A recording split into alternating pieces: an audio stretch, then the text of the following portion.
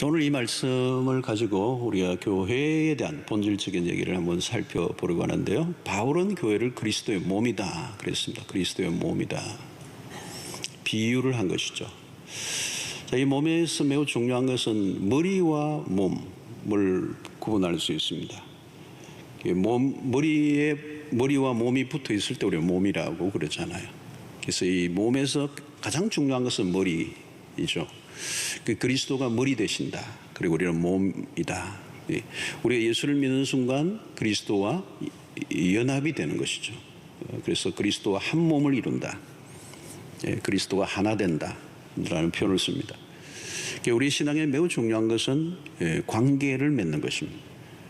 그래서 머리 대신 그리스도와 관계를 맺는 그리스도의 모임을 우리는 교회라 그러고, 이 교회에서 주님과의 관계와 함께 매우 중요한 것은 이 몸과 몸의 관계입니다. 팔 하나만 우리는 몸이라고 얘기하지 않는 것처럼 이 손과 팔과 어깨와 등과 온 몸이 붙어서 있죠. 또 오장육부 모든 기관들이 다 연결되어져 있으므로 몸이 되는 것입니다. 그러나 이게 다 몸이 있다 할지라도 머리가 없으면 몸이 될 수가 없는 것이죠. 머리가 가장 중요합니다. 머리가 생명이죠. 그리스도가 우리의 머리가 되시고 교회가 그리스도에게만 붙어 있으면 교회는 생명을 가질 수 있습니다. 자, 그런 동시에 교회가 성도들과의 이 관계성 속에서 교회가 교회다워지는 겁니다. 자, 바울은 이 그리스도의 몸이라고 할 때 아주 중요한 하나의 비유를 에베소서 2장 21절에 이렇게 표현합니다. 그의 안에서 건물마다 서로 연결하여 주 안에서 성전이 되어가고, 여기 연결이라는 단어가 매우 중요합니다. 하나만으로 되지 않고 연결된다. join together. 서로 함께 연결되어 그리스도의 몸이라고 얘기하는 것입니다. 자, 그래서 오늘 우리는 이 서로 연결되었다라고 하는 사실을 언제 경험하는가? 그것이 오늘 우리 드리는 예배입니다. 19절, 오늘 이 구절을 보면 시와 찬송과 신령한 노래들로 서로 화답하며 너희의 마음으로 주께 노래하며 찬송하며, 예배를 얘기합니다. 예배의 장면을 바울이 소개하는데요. 교회 중심에 예배가 있습니다. 교회 존재의 이유죠, 예배가.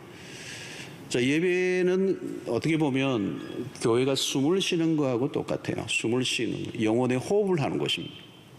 이번에 코로나 바이러스가 호흡기 질환을 일으키는 겁니다. 호흡, 폐를 망가뜨리고 호흡을 하지 못하게 하고 죽는 것이죠. 사실 신자는 예배에서 예배에 문제가 생기면 마치 영적인 호흡 곤란을 일으키는 것과 같습니다. 예배를 온전히 드리지 못할 때 신자는 이 독성이 강한 세상 한가운데서 살아갈 수가 없습니다. 그래서 기독교 역사 속에 예배는 어떤 경우에도 사실 포기하지 않았습니다. 1세기의 핍박 속에서 기독교의 부흥기 안에서도 보면 언제나 예배가 중심에 있습니다. 예배가 살면 신자는 삽니다. 예배가 죽으면 신자의 영혼은 시들어 가게 되죠. 그 살아있는 신앙은 예배를 통하여 입증되고, 살아있는 신앙은 예배에서 그 모든 신앙이 표출되는 것입니다. 그래서 신자는 예배로 시작해서 예배로 끝나죠. 예배가 살면 교회도 생명이 넘칩니다. 예배에서 매우 중요한 것은 오늘 보니까 시와 찬송과 신령한 노래들이다. 예배 안에서 우리가 어떻게 하나님 앞에 나아가는가, 시와 찬송과 신령한 노래들이다. 자, 오늘 이 바로 앞절에 18절에 이런 말씀이 있습니다. 우리가 유명한 구절이죠. 술 취하지 말라. 이는 방탕한 것이니 오직 성령으로 충만함을 받으라. 바울은 이 성령 충만과 예배를 연결시키고 있는 것입니다. 성령 충만함으로 시와 찬송과 신령한 노래를 부르는, 성령이 우리로 하여금 하나님을 찬양하게 한다는 것입니다. 그래서 이 교회사를 보면 부흥기에는 두드러진 역사가 있는데 예배가 살아있고요, 찬양이 두드러져요. 존 웨슬리, 영국의 부흥운동이었던 존 웨슬리 그 시대도 찬양이 넘쳤어요. 그 동생인 찰스 웨슬리는 유명하게 6,000곡 이상의 곡을 지었죠. D.L. 무디가 미국을 중심으로 한 부흥 운동을 일으킬 때 생키와 함께 이 찬양의 운동이 일어났어요. 다시 말하면 예배가 살아있었다는 거죠. 그 시대가 살아있을 때 예배가 살아있었다. 자, 그런데 오늘 여기 보면 시와 찬송과 신령한 노래들로 서로 화답하며라고 하는 이 단어, 서로 화답한다는 얘기하는 거예요. 그러니까 예배는 홀로 드리는 것이 아니고 함께 드린다는 거예요. 서로 화답한다는 표현은 뭘까요? 옆에 있는 지체가 찬양을 하는 걸 들으면서 내가 거기에 반응하는 것입니다. 그리고 우리 주변에 있는 사람들이 함께 나아가면서 나 홀로 부르는 것이 아니라 함께 부르는 찬양 속에 서로가 찬양이 뒤섞여지면서 하나님께로 올려지는, 이게 화답이라고 하는 것입니다. 홀로 예배, 찬양을 하고 홀로 예배를 드릴 수도 있지만 그리스도의 몸으로서의 관계성 속에 사람들이 함께 모여 공동체적으로 하나님 앞에 예배하는, 찬양하는 일들, 이것은 홀로가 아니라 함께라는 것입니다.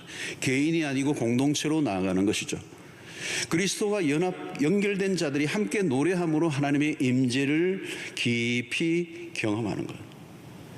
자, 이것은 그리스도인들만이 누릴 수 있는 특권입니다. 서로 찬양하는 가운데 영이 하나가 되는, 함께 예배할 때 그 위력이 있는 것이죠. 그래서 한두 사람이 기도하는 것도 마치 장작불이 붙여져서 하나가 타는 것보다 훨씬 더 강력해지는 것처럼 예배도 동일하다는 거죠. 서로 화답하며 함께 부를 때 그것이 1000명이 되고 10,000명이 되고 수만 명의 스타디움에서 함께 찬양할 때 어떤 일이 일어나는지 상상할 수가 없어요. 최근에 제가 어떤 동영상을 봤는데요, 이 브라질에서 한 7만 명 이상의 스타디움에 수없는 사람들이 모여서 최근에 집회를 했는데 그 집회 영상이에요. 수만 명의 사람이 함께 스타디움에 찬양하는데 또 브라질 사람들이 굉장히 찬양을 뜨겁게 하는 사람들이거든요. 놀라운 거예요. 놀라워. 그냥 그 광경만 봐도 그냥 가슴이 떨리는데, 뭐 거기서 기적도 막 일어나고 눈을 막 실제적으로 뜨는 역사들이 일어나고 그런 일들이 일어나는 거예요. 이 성령 충만한 사람들이 함께 서로 화답하며 찬양할 때 하나님의 영광에 사로잡히는 일들이 일어나는 거예요. 영혼 깊숙한 곳에서부터 나오는 그 찬양을 부를 때 어떤 일이 일어나는가, 다른 사람들도 예배로 초대하는 역사가 일어난다는 거예요. 그래서 냉담하고 가슴이 식어있고 신앙이 식어있던 사람도 서로 화답하는 이 공동체적 예배 안에 들어오면 내 영혼이 다시 살아나는 역사가 일어나요. 예. 찬양을 들을 때, 하나님 찬양 앞으로 나아갈 때 우리의 마음이 움직이는 역사가 일어나는 거예요.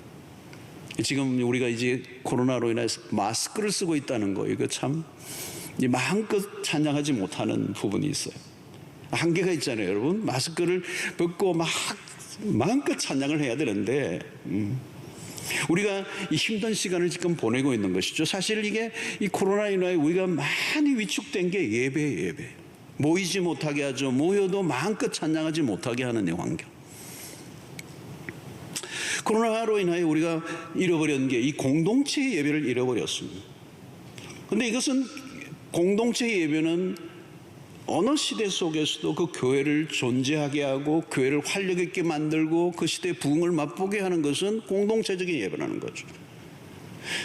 우리는 이런 특권을 어떤 상황에서도 빼앗길 수 없다고 생각했지만 오늘 최근에 이런 코로나로 인하여 예배를 마음껏 드릴 수 없는 환경이 온다는 사실에 우리가 깜짝 놀란 거죠. 앞으로도 어떻게 될지 알 수 없어요, 사실은. 굉장히 이번에 이 사건은 우리로 하여금 많은 변화를 가져오게 하고요. 저희 교회도 이제 교육자들이 뭐 여러 가지 지금 이 코로나가 예배만 영향을 끼친 게 아니잖아요. 사회 모든 영역에 영향을 미치고 미래 사회에 상당한 변화를 가져오기 때문에 우리가 어떻게 준비해야 될 것인가라고 하는 부분에 대한 논의를 많이 하죠. 이렇게 함께 모여드리는 예배가 얼마나 귀중한 것이고 얼마나 놀라운 축복이고 은혜인지, 서로 화답하며 공동체적인 예배로 나아갈 때 거기서 나오는 에너지가 세상을 이기게 하고도 남는데, 이번 이 사태로 인한 이 예배가 위축됐어. 아무쪼록 우리에게 이 예배가 이제 시작되어서 끊이지 않고 열리는 은혜가 있기를 원합니다. 안 끊어져야 돼. 안 끊어져야 돼. 기도해야 되겠습니다. 그래서 우리가 이 모임이, 이 기도가 함께 드리는 서로 화답하는 예배가 얼마나 귀중한가. 예. 자, 우리는 이 시간을 통하여 어떤 일이 일어납니까? 우리는 한 공동체, 함께 예배를 드리는 한 공동체임을 확인하는 것입니다. 함께 모이는 공간이 중요하죠. 구약시대는 성전 중심이었습니다. 하나님의 임재는 성전에서 경험했죠. 예수님의 오심으로 성전의 기능은 사라졌습니다. 오늘날 교회 예배당은 구약의 개념으로 보면 성전은 아니에요. 그렇다고 해서 모여 예배하는 장소가 필요 없어진 것은 아니죠. 하나님은 우리를 불러 모으셔서 함께 예배하게 하셨어요. 우리가 함께 모여 예배를 드리는 예배당이라는 공간에는 깊은 의미가 있습니다. 예배당은 하나의 단순한 건물이 아니죠. 우리의 영적인 경험이 쌓여져 있는 곳입니다. 이 공간에서는 우리는 특별한 것들을 경험하고 영적인 추억이 쌓여져 있죠. 그러므로 성도들에게는 교회 건물은 그냥 건물이 아닙니다. 하나님을 만나는 공간이고요. 여기에 기도가 쌓여 있고 여기에 눈물이 쌓여져 있고 이 은혜가 쌓여져 있는. 지난 주간에도 어느 목사님이 저에게 전화를 왔습니다. 오래전에 외국에 계신 분인데 오래전에 해운대 묵으러 왔다가 수영로교가 있다는 걸 알고 열애전에 걸어서 해운대에서 걸어와서 우리 수영로교에 와서 본당에 딱 들어오는데 갑자기 기도하고 싶더라는 거야. 기도가 막 하고 싶어서 지키시는 분에게 좀 기도하면 안 되겠느냐 허락을 받고 기도를 했는데 들어오는 순간 여기에 뭔가 기도하는 하고 싶은 마음이 막 생긴다는. 여러분 여기는 특별한 공간이죠. 많은 사람들이 눈물과 헌신과 은혜와 하나님을 만났던 그건 단순한 건물이 아니잖아요. 그러니까 우리가 그리워하는 거죠. 이번에 9주 동안 이렇게 흩어져 있으니까 어떤 분들은 날마다 한 바퀴씩 돌고 가시는 분들이 계세요. 차로도 와 계시는 분들이 계시고 오늘 지난 주간에도 보니까 예배 시간에도 주차장에 서 계시는 차들도 계시고 여기에 뭔가 있는 것. 그냥 일반적인 건물이 아니라 여기 안에서 우리의 영적인 어떤 은혜가 있는 것. 어떤 분들은 여러분 앉아 계신 분들 여러분 이번에는 이렇게 다 뒤 섞여져 있지만 주일날 보면요 자기가 앉는 자리도 딱 있더라고요. 이 내 자리 뭐 이름도 안 써놨지만 내 자리가 있는 거죠. 거기에서 자기가 하나님을 만난 경험이 있는 것. 여러분 이 공간과 장소가 주는 의미가 있다는 겁니다. 성전 시대에서도 여러 공간에 구분이 되어 있었죠. 이방인은 이방인의 뜰에만 머물러 있었어요. 유대인은 유대인의 뜰이 있었어요. 공간적인 구분을 해놓았고 그 공간의 구분이 소외를 만들어 놨습니다. 근데 복음이 우리를 모두 이 지성소 안으로 초대하였습니다. 그리스도 예수 안에서 하나님의 임재 안으로 누구나 들어갈 수 있는 자격을 얻었어요. 이제는 소외가 아니라 환대를 받습니다. 그리스도인들이 세상에서는 때로는 소외를 받기도 합니다. 요즘 그렇잖아요. 직장에 다니시는 분들이 그렇다고 교회 다니나요? 교회에 가가지고 옮겨오면 안 된다고 그러고 마치 교회가 전염병을 퍼뜨리는 온상인 것처럼 막 사람들이 혐오하는 생각. 이거 굉장히 분위기가 이상해져 버린 것이죠. 여러분 오늘 우리는 세상 속에서 때로는 소외를 경험할 수도 있습니다. 예수를 믿는 것 때문에 왕따를 당할 수도 있고 그럴 때마다 우리는 주일마다 함께 예배드림으로 하나님의 백성의 정체성을 확인합니다. 1세기의 그리스도는 이것보다 훨씬 더 강했죠. 예수를 믿지 않는 이 이방의 사회 속에서 예수를 믿는다라고 하는 소수의 그리스도를 따르는 신앙인들이 매우 극소수일 때 그들은 자신의 가족들에게서도 배척을 당했던 그 시대 속에 하나님의 백성들은 함께 모여 한 백성임을 확인하는 자리입니다. 단순한 예배가 예배로만 아니고 이 예배 안에서 우리가 하나님의 택함받은 백성이라고 하는 세상에 소외시키지만 하나님이 우리를 품어주시고 받아주시는 공동체 안에서 하나가 되는 그곳이 예배의 자리라. 예배의 자리. 여러분 세상에 가면 다양한 클래스가 있고요. 다양한 차이가 있고 끼리끼리 모이고 이해 덕실을 따라 만나고 그러나 교회는 모든 차이를 극복하고 예배 안에서 하나가 됩니다. 교회만큼 다양한 사람들이 모인 곳은 없죠. 연령과 남녀, 신분의 차이, 인종의 차이, 이념의 차이 많은 차이들이 있지만 예배는 그 모든 것을 뛰어넘게 하고 복음 안에서 모든 것을 품는 역사가 예배 속에서 나고 우리는 그리스도를 믿는 것 하나 때문에 예배를 드리며 함께 하나가 되는 자리. 그래서 갈라디아서 3장 28절 이렇게 하죠. 너희는 유대인이나 헬라인이나 종이나 자유인이나 남자나 여자나 다 그리스도 예수 안에서 하나이니라. 여러분, 이것을 어디에서 경험하는 것입니까? 예배에서 경험하는 것입니다. 예수를 믿는 것 하나 때문에 모든 것을 뛰어넘는 역사가 일어났다. 전설적인 얘기가 있잖아요. 호남의 한 교회, 그 교회는 옛날에 머슴하고 주인하고 같이 교회에 다니는 거예요. 어디 그렇게 같은 자리에 앉아서 예배를 드릴 수 있는 곳이 없어요. 머슴과 주인이, 옛날에 머슴이 있던 시대. 근데 그 교회 장로님을 뽑는데 주인은 떨어지고 머슴이 장로님이 됐어. 집에 가면 머슴인데 교회 오면 장로님이 되는 거예요. 근데 놀라운 일화가 있죠. 그 주인이 그 머슴을 나중에 신학교 보내가 목사님이 되겠다는 거예요. 그를 존중하고 여겨서, 이게 복음 안에서 가능한 것입니다. 복음 안에서 우리는 모두가 하나가 되는, 모든 걸 다 녹여버리는 것이 교회예요. 그래서 우리는 다양성에도 불구하고 하나됨을 확인하는 것입니다. 왜 우리가 하나가 되어야 되죠? 그리스도의 몸이기 때문에. 우리는 예배를 통하여 하나됨을 확인하는 것입니다. 예배를 통하여 직원과 사장이 하나가 되고, 백인과 흑인이 하나가 되고, 남녀노소가 하나가 되고, 세대를 뛰어넘고. 우리 이 철야를 못해서 너무 안타까운데, 철야에는 우리 청소년들 오는데요. 여러분, 어른들이 모이는 곳에 청소년들이 가는 법이 없습니다. 그러니까 우리 교회는 수백 명의 청소년들이 철야에 와요. 같이 예배를 드려요. 같이 축복을 하고 모든 세대를 뛰어넘어서 하나가 되는 경험을 하는 거예요. 이게 복음의 능력이고, 예배 안에서 그것이 이루어지는 것이죠.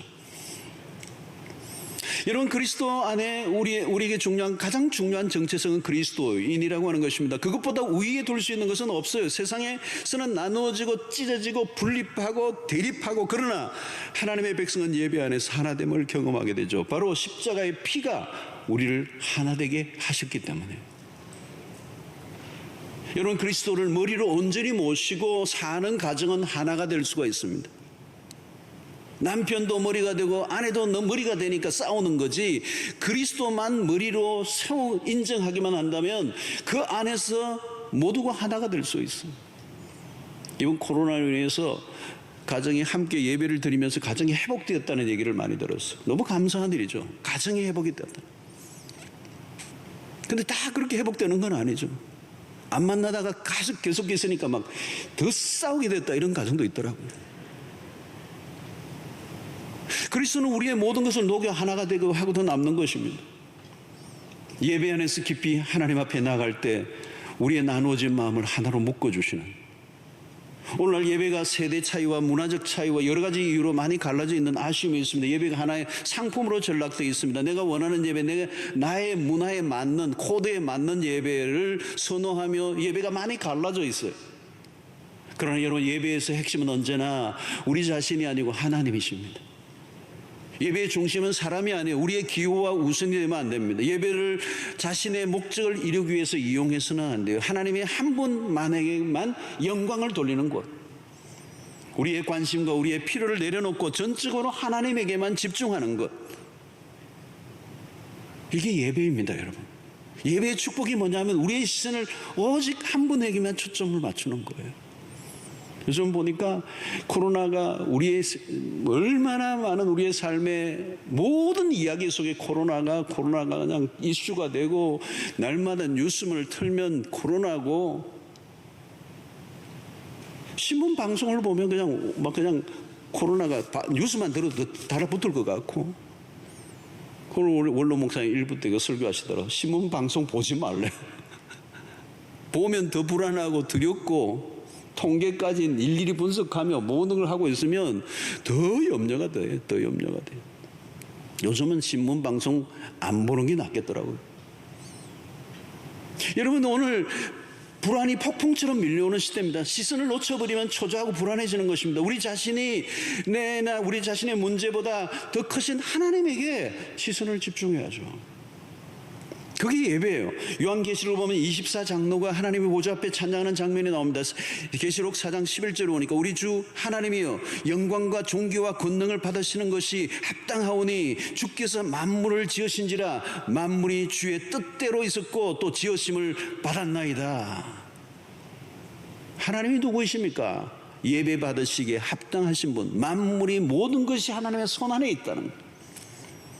요한계시록을 기록할 당시는 어떤 때입니까? 초대교회 성도들은 도미티안 황제의 권세 아래에 있었어요. 그 권세가, 도미티안의 황제의 권세가 하늘을 치솟을 때, 그 황제를 숭배하지 않으면 죽이겠다고 협박하는 상황 속에서도 성도들은 오직 왕은 하나님 한 분밖에 없습니다. 그렇게 고백하고 예배했던 것이죠. 그리고 예배하는 가운데 핍박을 받고 죽어가는 그 시대 속에 그들은 하나님의 하나님 되심을 그는 포기하지 않았습니다. 사랑하는 성도 여러분, 오직 하나님에게만 몰두할 수 있기를 바랍니다. 처음부터 끝까지 하나님이 있어요. 하나님의 성품에 초점을 맞추고 하나님의 선하심에 우리의 관심을 가지고 그분만을 높여드릴 때 우리의 삶의 모든 문제와 어려움으로부터 자유케 되는 역사가 있게 될 줄로 믿습니다.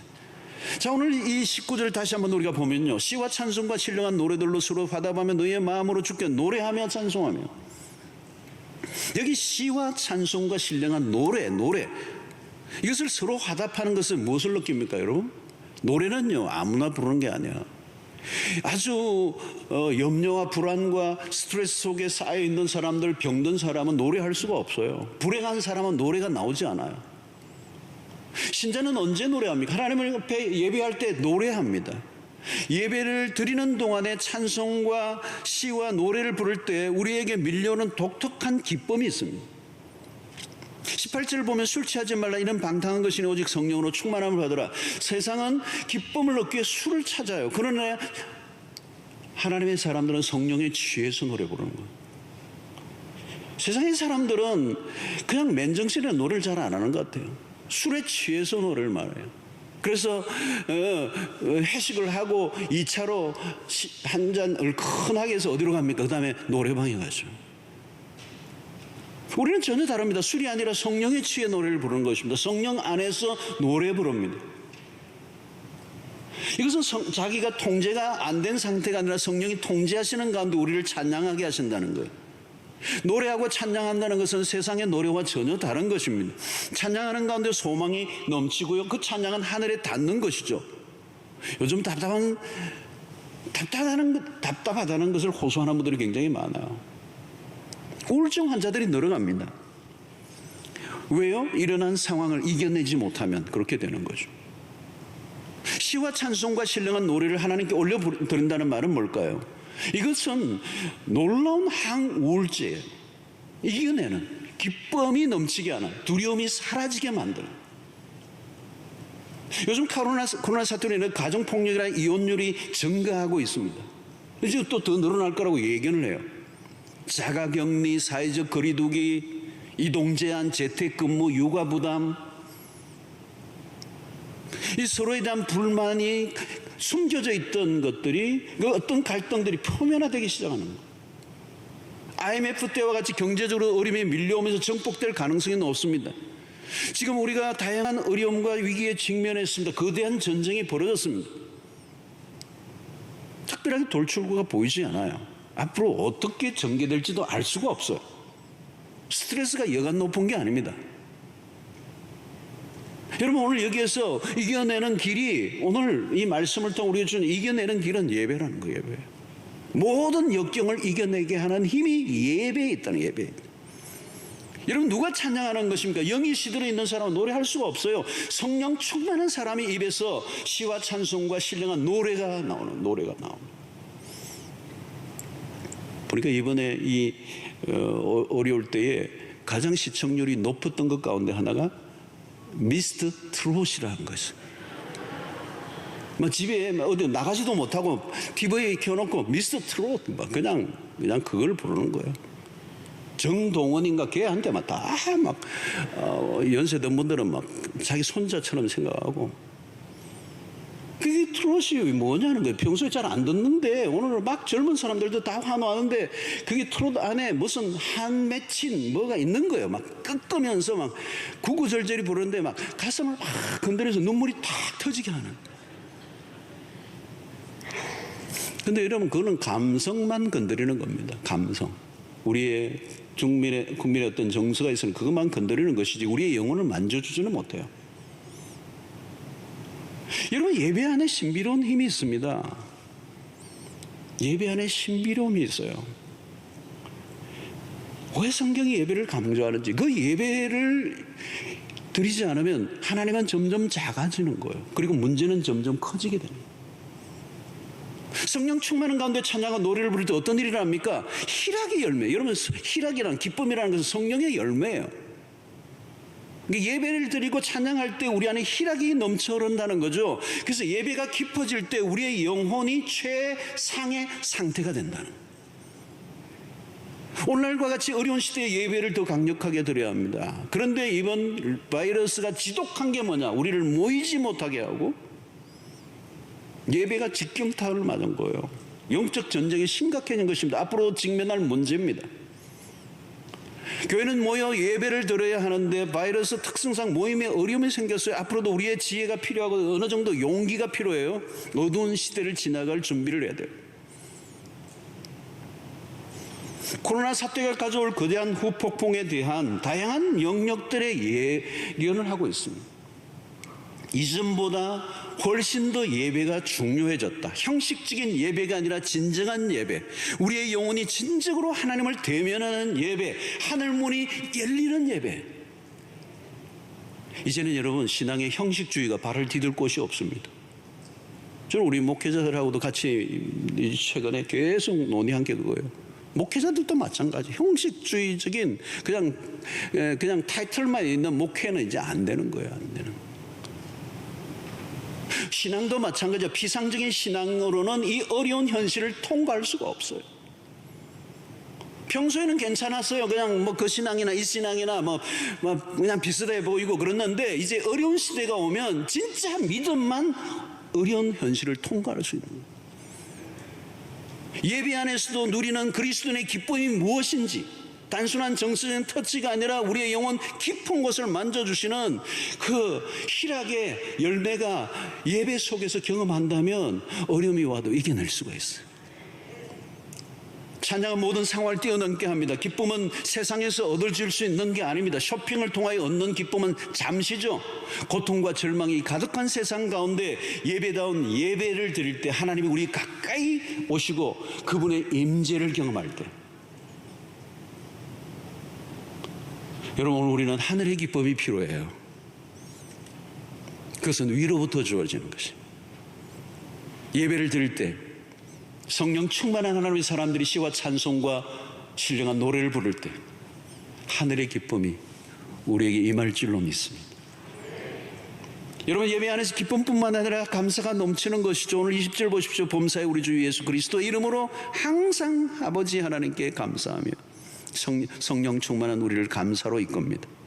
우리의 예배는 감사의 제사고 범사의 감사죠. 어떻게 가능합니까? 우리 주 예수 그리스도의 이름으로 항상 아버지 하나님께 감사하며 예배의 문을 여는 것은 감사예요.